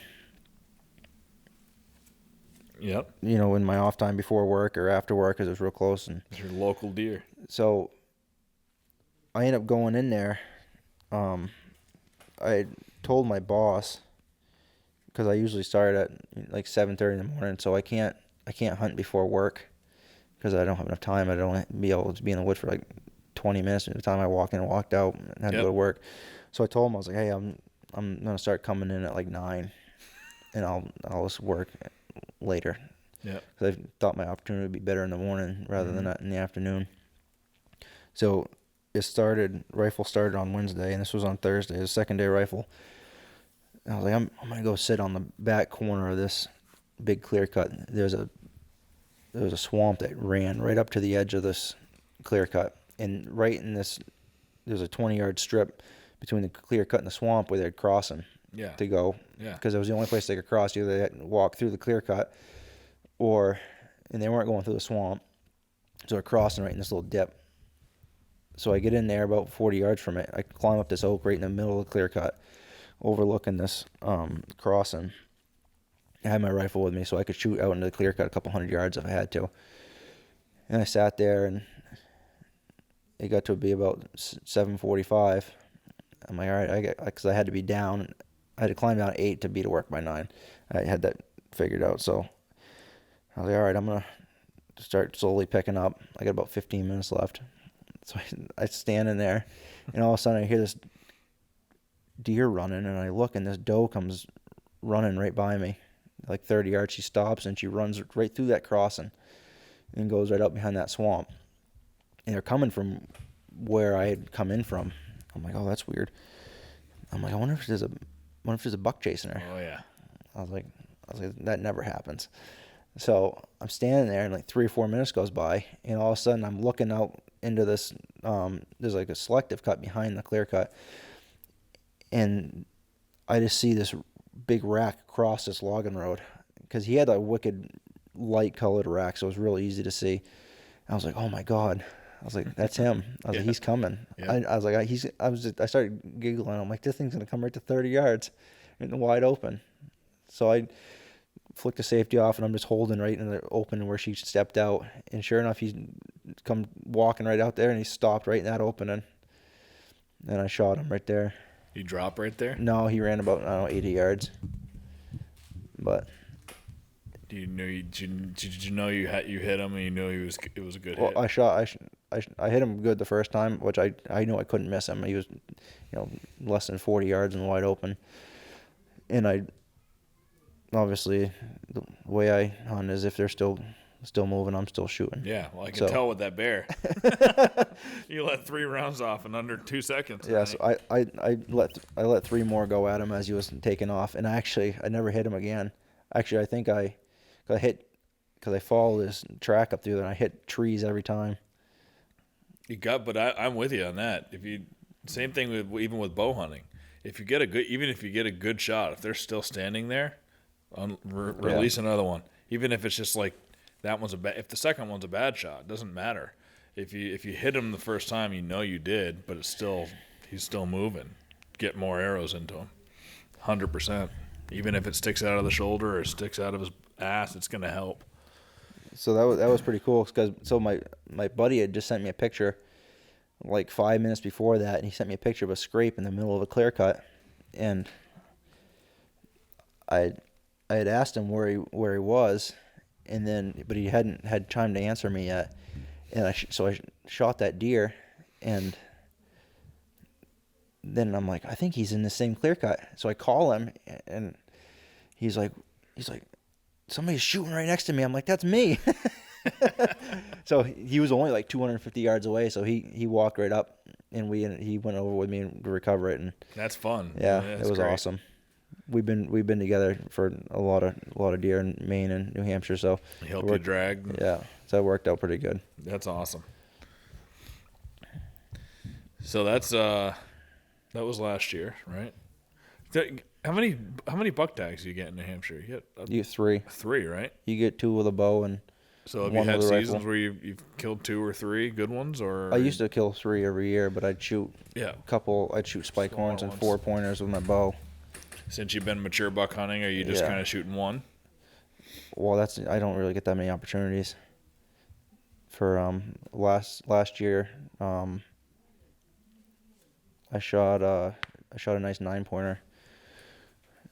I think it was the 28th of September with my bow, and that was the only. I think I had a spike or a 4-pointer opportunity too, but that was the only rack buck I had an opportunity at with my bow. That was the same year you got the 8-pointer? Yep. Yep. So you got 2 nice ones that year. Yep. Yeah, I was gonna say that's probably when, once you start getting deer with your bow, you'll probably get 2 deer every year. Yeah, for sure. What I've realized is once I've started using the bow a lot more, I feel so confident when I have a gun in my hand after a long bow season. Oh yeah, it almost feels like you're cheating at that point. You're like, oh, all right, give me this gun, take the gun out. It just feels that it's totally different once you start bow hunting a lot. I haven't. The last few years, I started sitting a lot. I couldn't sit more than 20 minutes. I was just very impatient. I just had to keep going, and I was wondering what's over the next hill. And the last 4 or 5 years, I've started sitting a lot more, and I think that's helped a lot. Do you walk fast when you're walking, or are you one of those guys or can you get into creep mode? Oh, I can get into creep mode if I see what I want to see, but if not, I've jumped a lot of deer that I shouldn't have because I was going too fast, but there wasn't the sign there that I was looking for. But if there's a sign that I'm looking for, I can slow right down pretty good. Yeah. Like that one I shot this year, I was just going real slow, and when I killed one 3 years ago, I shot him in his bed on bare ground. Nice. That one there, I was going slow. I shot that at 12:30 in the afternoon. Sweet. Just still hunting? Yeah, so Was it rainy, windy, or no, it was pretty quiet. I'd what, crunchy leaves? No, it was quiet. I was in some like hemlock. Soft leaves, yeah. Okay. Yeah, I was in some hemlock swamp, so it was kind of wet and quiet. Yep. But there was a big 10-pointer I'd been hunting in there. He was big, he was high 160s. And I'd been hunting him for 3 years, and I hadn't had a picture of him since November 2nd. And I was getting pictures of this deer every couple days at least. And I had cameras scattered throughout a 2-mile area, and I get him one day here and another day 2 miles away. I mean, I had his area pretty well figured out, so if I wasn't getting pictures of him, I was fairly concerned. And I hadn't had a picture of him since November the 2nd. And so I was fairly concerned that he wasn't alive, but I knew if somebody had shot him, I was going to hear about it. Yeah, it's one of those. So I didn't know if somebody had wounded him, if he'd gotten hit by a car, or what had happened. But I'd set up I was in the area that I last had pictures of him, and I got in there in the dark, and I don't usually go in the dark and sit for some reason. I don't know why, but I had this morning, and because there was a big scrape there in this kind of bowl. There was a big ridge that came down into this bowl, and there was a big scrape there, and then it kind of went into a hemlock swamp, then it went back up onto a big spruce knob. And I knew that they bedded in that hemlock swamp and up on that spruce hill, and they'd come off that hardwood hill. So I was getting there in the dark, and I climb up, and it's just barely starting to get light out, and this deer comes walking down off that oak ridge. Just a steady walk. He'd go 20, 30 steps before he'd stop. And I'm like, that's got to be a buck. Yeah, I just know the exact, and it's such an awesome sound too when you're just like, oh yeah, that is a buck. They're just trudging along. Yeah. So it's I can't even see this deer, but it sounds like he's right here.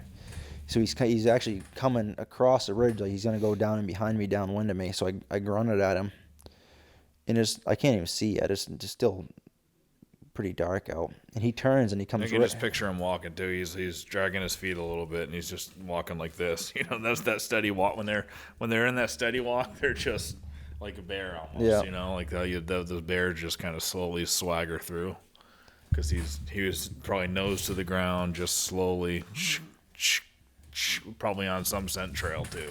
Yeah, I'm sure there was probably some does or something that had come down through there. Yep.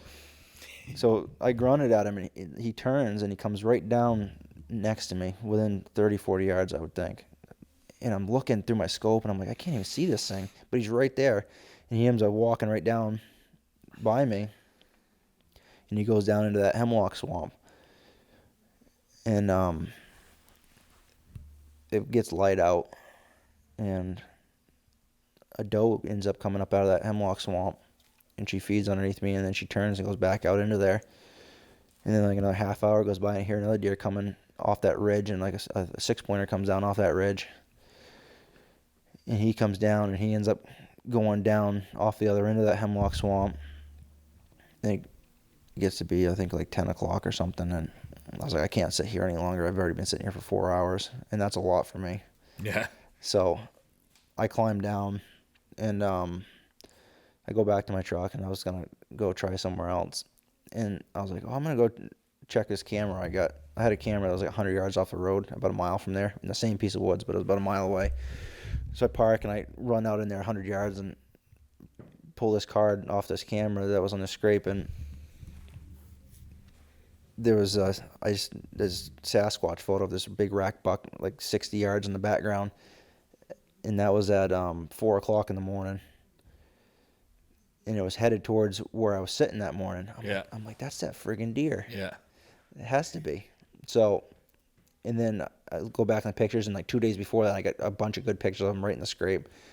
I'm like, well, I'm stupid to go anywhere else if this buck's hanging around in here.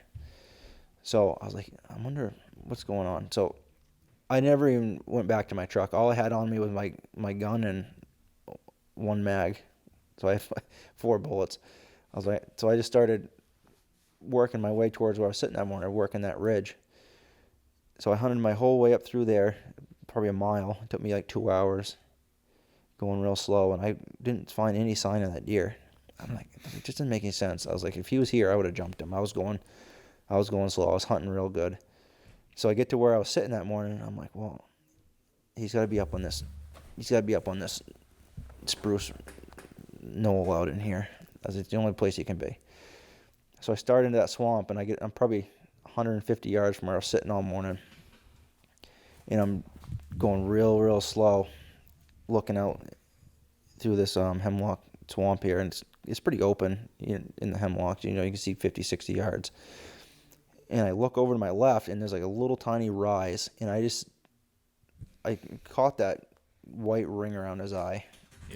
Yeah. He was about 40 yards. He's bedded there, and I could see his neck and his eye and his antlers. I was gonna say you had to have seen them antlers too. But I wasn't sure, how big it was, because he was broadside to me, so I could just kind of see that side of him. Oh, you didn't know what deer it was at that point. Right. Yep. So I was like, I don't want to. For some reason, I felt like he was looking at me, but looking back, I don't think he ever even knew I was there. I think I was just in my own head thinking, like, I got to hurry up and get this done because he's going to take off. Yeah. So that there was a tree right there, so I leaned right on that tree. I zoomed my scope right in, and I settled right in on his neck, because I was going to shoot him in the behind the shoulder, but I couldn't see that because there was a big tree in the way, so I could basically see in front of his shoulder, and I could see his ass. I was like, I can't do that. I'm not one to take a neck shot if I don't have to. Yep. I'd rather take a chest shot. But I was like, well, this is my own opportunity. So I leaned on that tree, and I put it on his neck, and I squeezed, and that thing went off, and it was just silent. I was like, must have got him. So I ran up there, and he was just laying right in his bed still. Dead. Yeah. That's not the one. That wasn't the 160. No, this was like a 126. I think it was. Dude, 8-pointer. That's right. That was the one that you snuck up on his bed. That is sick, dude.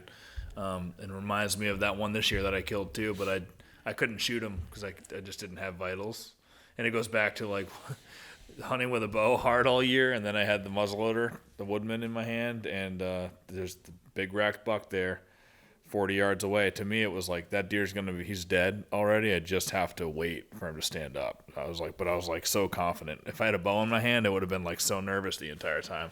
What do I do? He's bedded down on the ground with the bow. There would have been no way that, I would have had to wait for him to get up, maybe take a 40-yard shot, or, maybe he comes closer, try to grunt him or something to get him to come up. But having a gun in your hand, I saw him bedded there. I was like, well, all I have is time. I'm just going to wait for him to stand. When he stands, I'll shoot him. And there's no way I can miss at 40 yards. Right. And that's just the feeling that you get when after you're so used to shooting bow for so long. Well, especially if you shoot your gun a lot too, and you're confident in it, and Yep.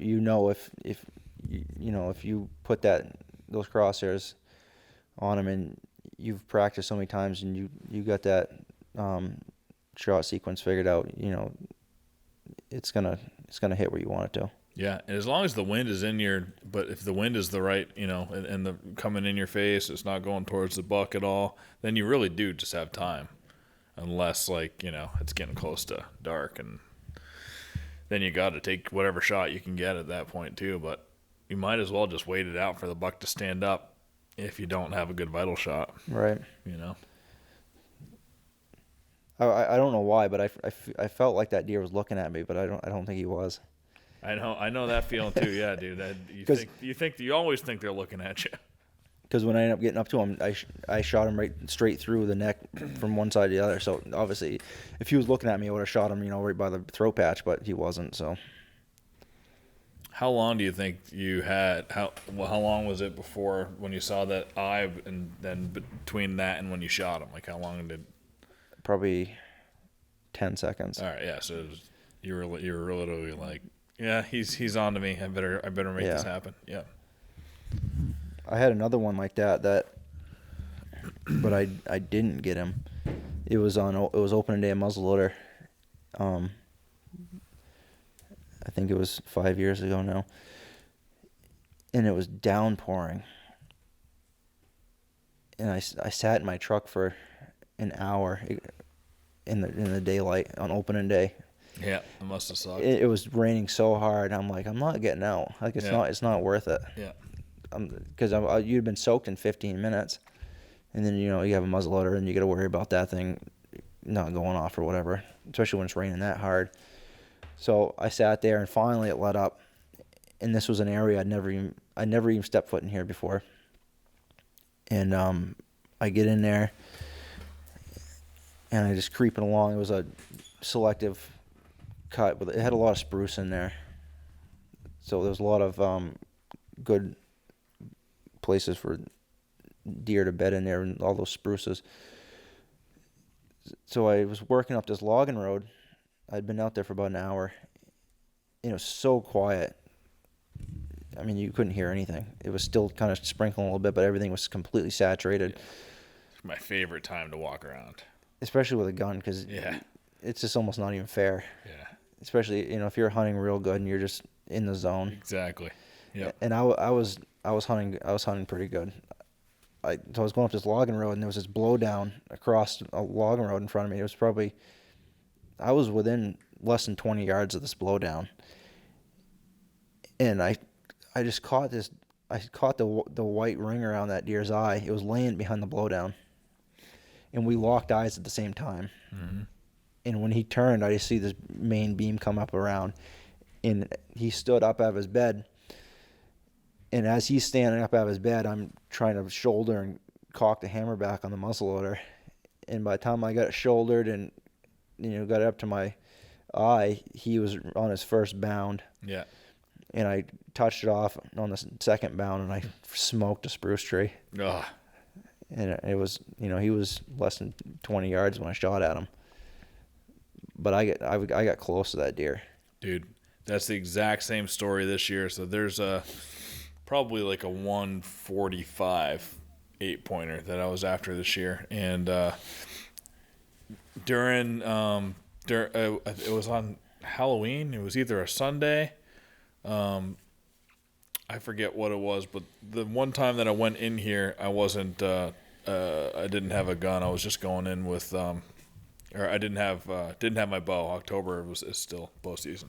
And I was going in and just to put a camera up, check a camera that I had in there soaking to see if this buck was on this. It was on one side of a swamp. I knew he was on the other side of the swamp for a whole summer, and then he disappeared. So I was like, I need to go check the other side of that thing where there's a ridge, maybe there's acorns. So I went in there that day. It must have been a Sunday because I didn't have my bow, and you can't hunt Sundays here. Right. And I ended up jumping him.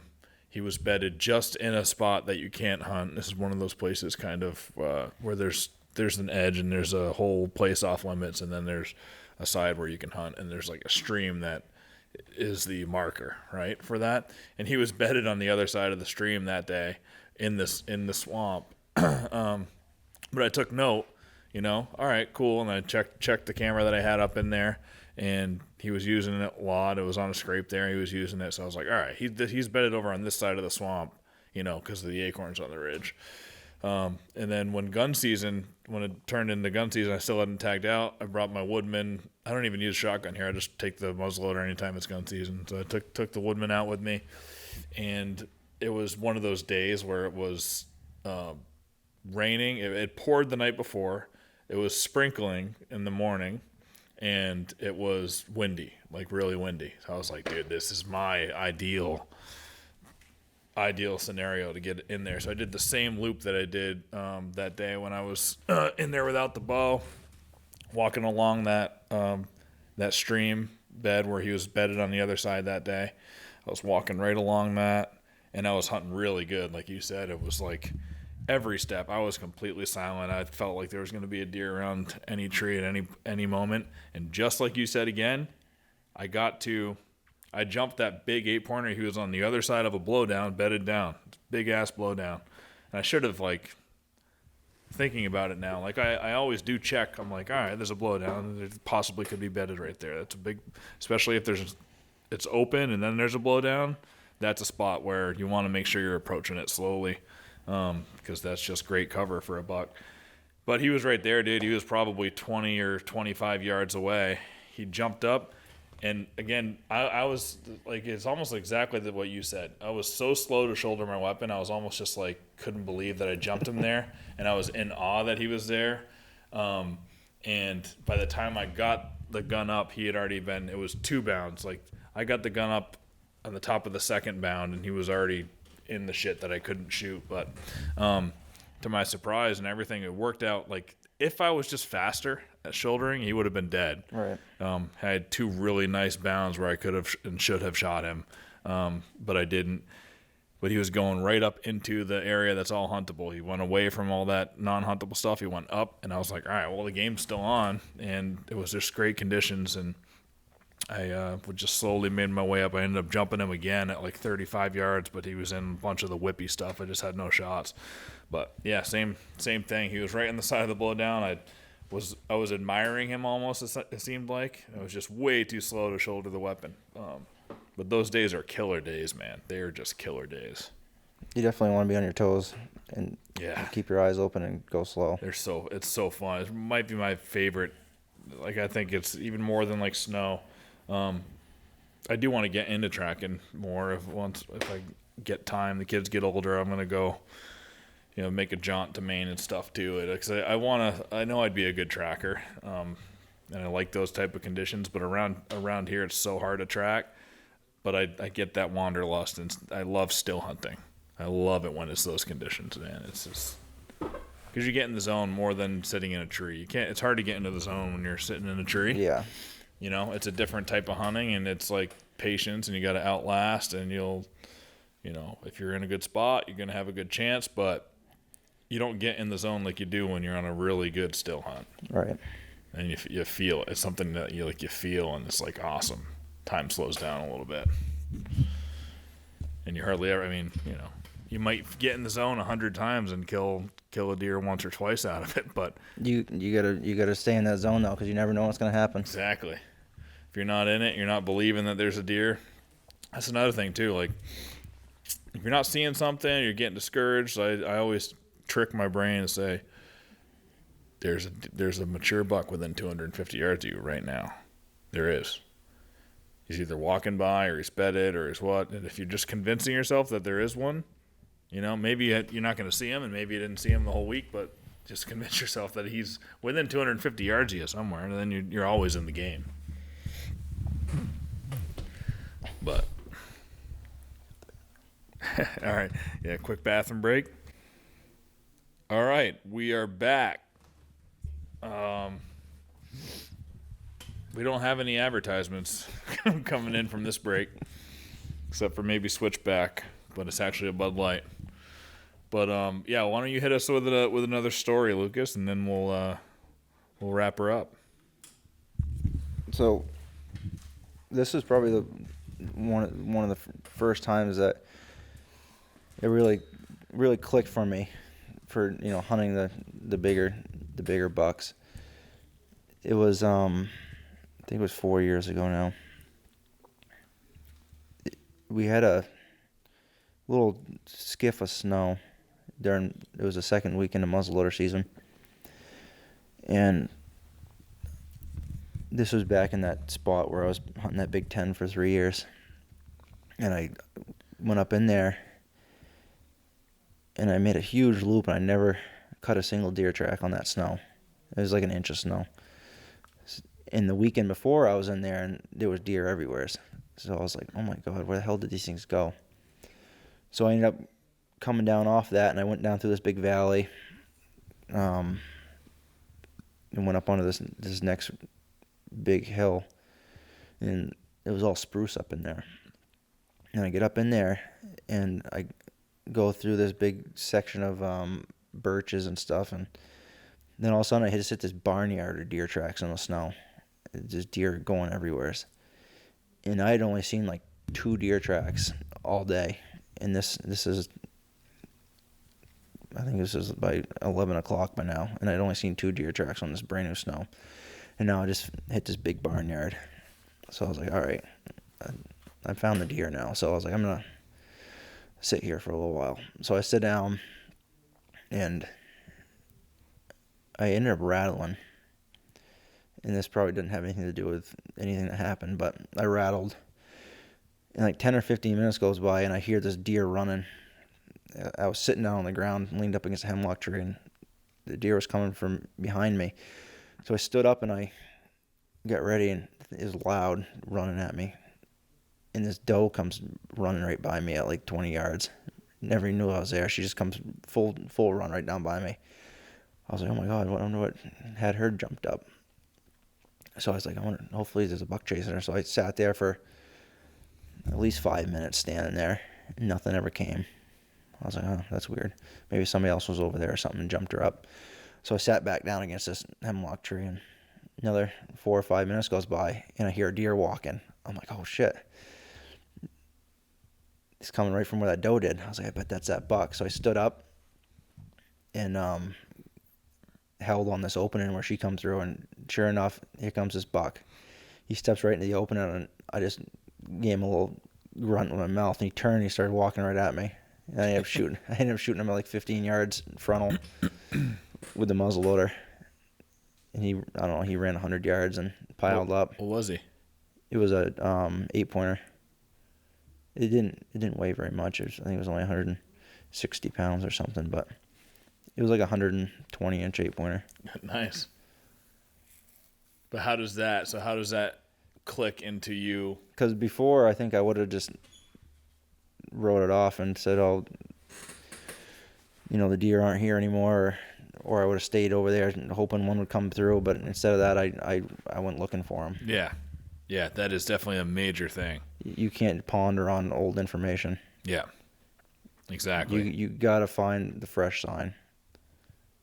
Dude, it was like this. So this year, again, the acorns, right, weren't dropping, and I had so much on my mind. I had cameras in all my traditional spots, even though I knew that, acorns weren't in these areas. I was like, we'll see. I've only been hunting this area for a while. Maybe there's, there is browse and other stuff around. Let's see what's going on. So all the way up to like, usually in September, I'm on some nice big bucks around that, I'm ready for an early season hunt on. This year it was like all the cameras were dead. It's getting a week before the season's going to open, and I'm like, the cameras are all dead. And I was just like, all right, Pat, you were just being a moron. The deer have been in these areas. Those cameras were on fire in those good acorn years. You just have to go out and find the acorns. Just stop being an idiot and go find the acorns. So I just did loops and checking new places, and that's actually how I found that spot I was just showing you that I had never hunted before. I had seen it on there, and I was like, well, let me go up in there. I was just go to a new spot. I went in that spot, and it was just loaded with acorns. Loaded with them, and put cameras up. It didn't take long to get quite a few nice bucks in there, and I was like, all right, I mean, that's it. You just don't rely on old information. The woods are going to go into cycles. Even going back to your first, the story of that private school, right? Those woods are going to go into a cycle now, not food related, but because the 2 nice bucks were killed, so why would you go back there right now this year, right? Wait a couple of years, everything's going to go into some cycle. So I agree with you, dude. If things are slow, just find out why and don't be an idiot, Like I was just being so dumb, letting those cameras stay in them spots and thinking that the deer were going to be there when the acorns were elsewhere. Yeah, just can't get in a rut, and you just can't ponder on that older information. You gotta get out there and find where their deer are, because they're not always in the same spots. Yeah, they're moving around, and those deer. What I learned this year was that I don't say it wasn't like it was. It definitely wasn't easier, but it narrows down the spots where the deer are in those sparse acorn years. But when there still is some good crops in some places, it does kind of concentrate them there. I didn't get I didn't see nearly as many big mature bucks this year as I did the year before, which there were acorns everywhere that year. But I was seeing deer every single day, and I was seeing lots of does every day. The cameras started getting on fire once I moved to the acorns. And then also it's good for those years where there's sparse, but you still got some really good crops on a ridge or two here and there. That's a good shed year too, because you just go back where they're going to be feeding on acorns now, and January and February and March, where they're going to be dropping their antlers is going to be in those little sparse locations too. Whereas other years, it's going to be harder to find a concentration of where the deer are. So I think that's why I'm having my best shed year, even though I haven't shed hunted nearly as much as I have in previous years. But I'm just hitting the acorn spots, and they literally are all where the acorns are. All the sheds this year. Follow them acorns. I wish I had some. But do you usually have them? Was it a weird year? Yeah, this is just a really, really weird year. Or is it like once every 3 years? Or No, we always outlier? have acorns somewheres. I wonder if it was like that drought. I think it was definitely the drought. Yeah. And we actually had that little bit of EHD right around my house too last year. I know of at least 15 deer that were found. In the end of August, beginning of September. Good bucks. A couple of them are real nice bucks. Yeah, because it seems like it kills good mature bucks for some reason, and real young deer, like young deer and matures. That's what I found in North Dakota. That everyone we were talking to, they wiped out all the bucks over 4 or 5 years old. A lot of 2-year-olds survived. Like 2 and 3-year-olds were, for some reason, surviving out there. But the older bucks, all the big ones were getting killed. I don't think it was that widespread over the state either. I think because from what I can tell there's a valley right behind my house, and there's a brook that runs all the way down that valley. And from what I could tell, all the people that I know that found dead deer were all right in that valley by that brook. So I don't know as if that EHD was traveling through that watershed, because I know it's in the midges or whatever, it's in the mud. So I don't know if that whole drainage right there was contaminated, but everything was in that 3-mile valley right there, all these dead deer. And I didn't hear really anything outside of that. Yep. Yeah, same thing around my deer camp in Vermont. There was a little patch on like this one farm. It's like 30 deer were dead, but all, same water source. Well, you're right. It's probably with the retreating water and the drought, it leaves more of that moist mud, and then obviously it turns into, it's not moist anymore. It's just dry because there's no water. But that's where the midges hatch, and that's what carries the EHD. So that makes sense. Freaking EHD. Yeah, it's gonna be tough by the house for a few years, but hopefully they come back into it. Yeah. Well, you've got some other spots scouted out. I like having the local deer. Like I think I probably got 25 different mature bucks over 120 inches that are within 5 miles of me that I know about. So it's like nice having you have a crop around that you just know and you identify them all. They're all different. I don't think people realize how many mature bucks there are. Yeah. I mean, there's everywhere but Vermont. Yeah. It seems like. Yeah. I don't think they let them get old enough over there. No, they really don't. But we killed some good ones this year at my camp. It was an outlying year there. My cousin actually shot 123 and like 2/8 inches, which is a huge buck at my camp. Super thick, real thick mass. Cycles again though. Back in the day, there were 100 trucks parked on that camp road on opening day, opening weekend. There were cars everywhere. Probably 100 hunters in the woods. In total, it's about probably 4,000 acre patches. 2,000 on one side of the road, 2,000 on the other. There'd be 100 hunters in that. And I'd be surprised if there were 15 now, So let the population rebound a little bit maybe. We'll see. But, dude, thanks for coming down. Yeah, not a problem. 2-hour drive. Hopefully you can make it back without too many piss stops on the way. And have a good luck. Good luck this year. You're gonna do some turkey hunting, obviously. Maybe when you and Steve are ready to share the news, well, just let me know when you guys, the other thing that you guys are working on, when that's ready. I'll pump that out, and maybe you guys will come to Huntstock with that too.